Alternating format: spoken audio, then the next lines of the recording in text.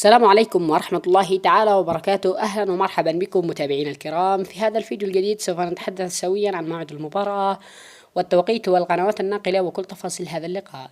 المباراة القادمة التي ستجمع بين نادي ريال مدريد من أمام نادي أتلتيكو مدريد في الدور ال16 في مباريات ذهاب.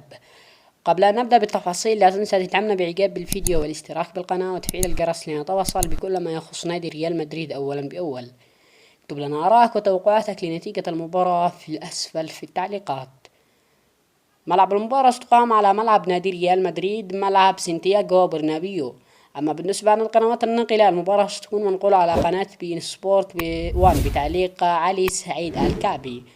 أما عن تاريخ المباراة ستقام بتاريخ الثلاثاء 2025 شهر 3 يوم 4 في تمام الساعة 11 مساء بتوقيت السعودية والعراق واليمن والبحرين والأردن، وفي تمام الساعة 12 مساء بتوقيت عمان والإمارات. بهذا نكون انتهينا من تفاصيل هذا اللقاء، ونتمنى التوفيق لكل الفريقين، وفي أمان الله.